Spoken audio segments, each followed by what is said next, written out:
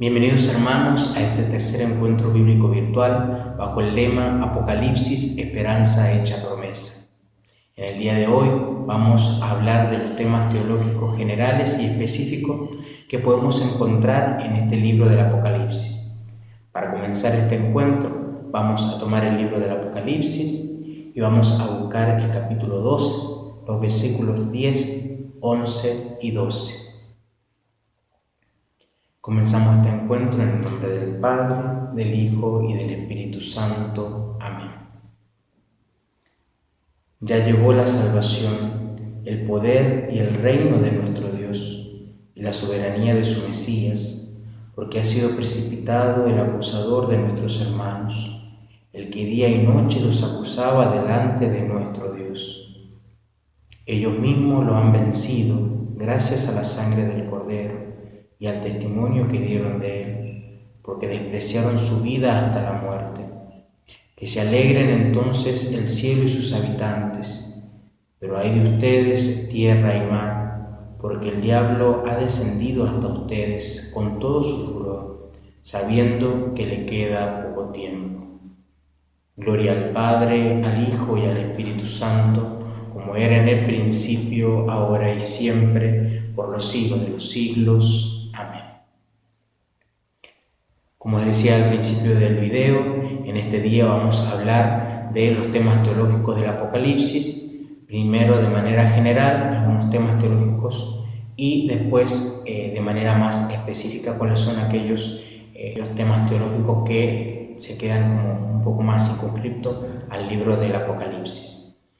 Los temas teológicos en general podemos decir que el Apocalipsis no es un tratado de verdades religiosas, pero sí encierra muchas de estas verdades, englobándolas como en un discurso profético, pero en vista esencialmente hacia la praxis de estos mismos. Podemos identificar algunos elementos propios de muchos de los libros de nuestra Biblia, como son, por ejemplo, uno del principal es el tema de Dios. Pero ¿cómo presenta el libro del Apocalipsis a Dios? El autor tiene como un sentido muy agudo con respecto a la figura de Dios. Expresa una terminología con categorías propias del Antiguo Testamento, como presentar a Dios como santo, moralmente lo presenta como justo, como omnipotente, como aquel que está sentado en el trono y que domina todo cuanto existe. Pero a su vez también utiliza terminología neotestamentaria, como por ejemplo denominar a Dios como el Padre de Cristo.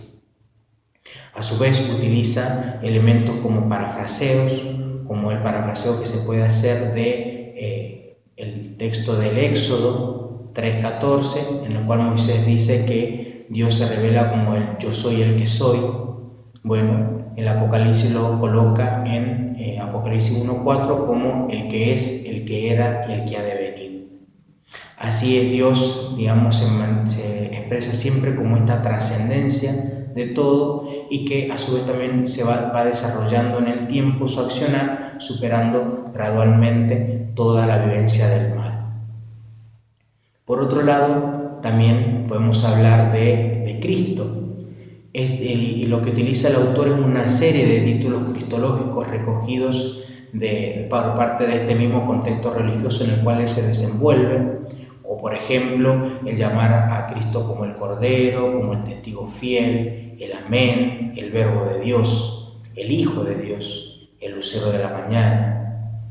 El autor, digamos, lo que hace es sintetizar su concepción de Cristo en una visión inicial en Apocalipsis 1, 12, 20, en la cual dice Jesús muerto, resucitado y vivo. Este Cristo que mueve con su energía adelante todo el accionar de la Iglesia y que ha venido a cumplir con ella una doble función. Primero, para juzgarla y purificarla de toda la accionar del mal, y a su vez también para convertirla en su esposa. Son como las dos funciones que tiene esta figura de Cristo en el libro del Apocalipsis.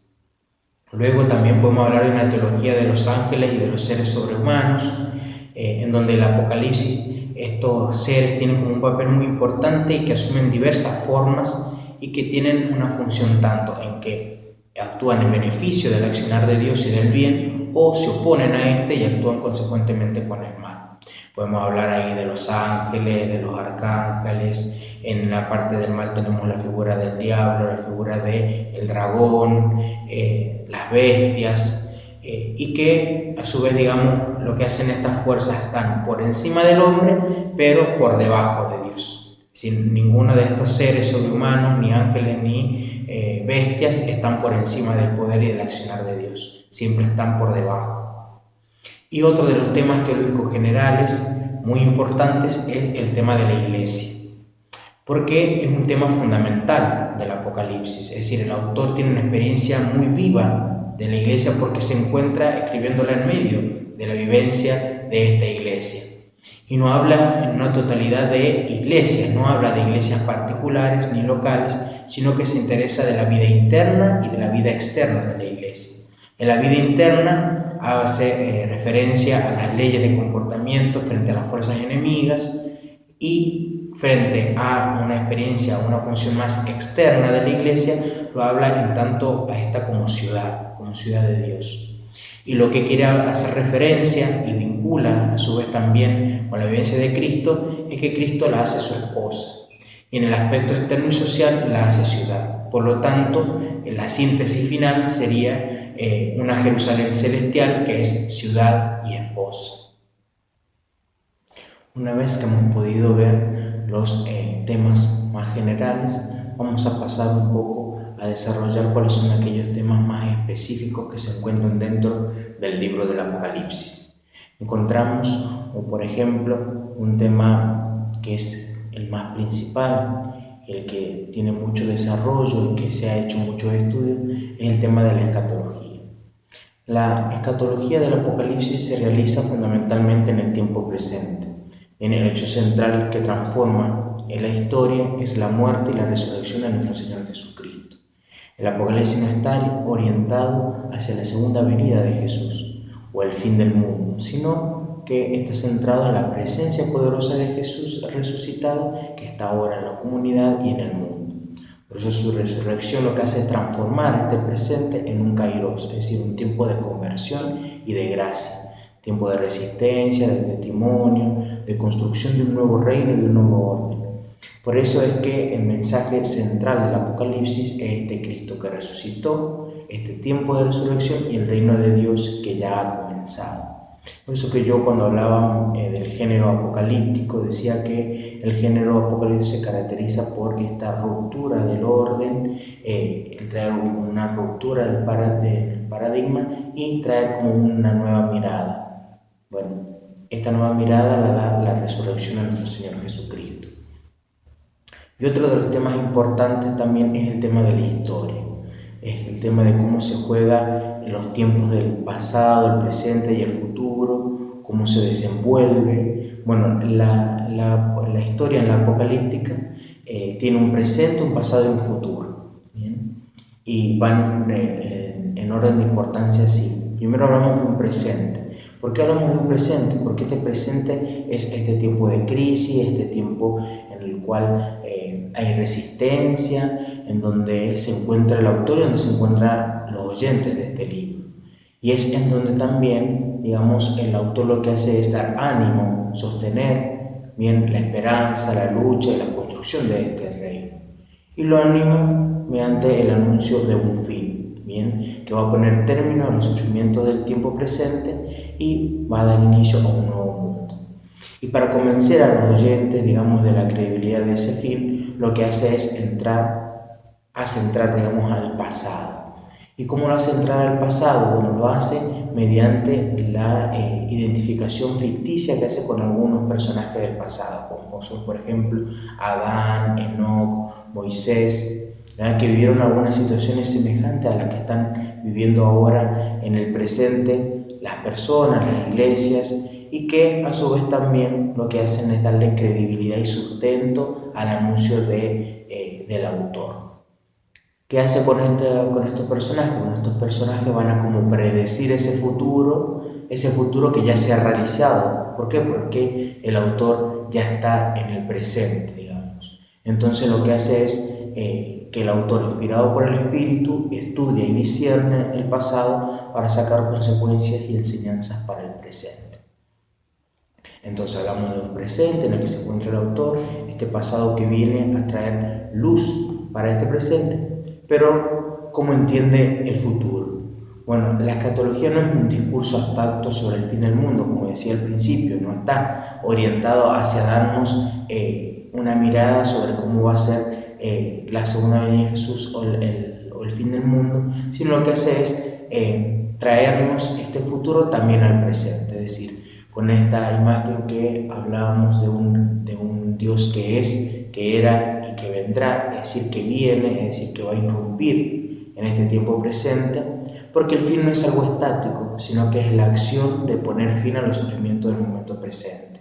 Por eso lo más importante a subrayar es que lo escatológico es lo que pone fin al sufrimiento y la crisis.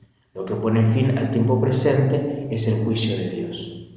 Y lo más importante es que no hay solo un futuro, sino muchos futuros, incluso un futuro en etapas, es decir, una progresividad o una periodización de este futuro.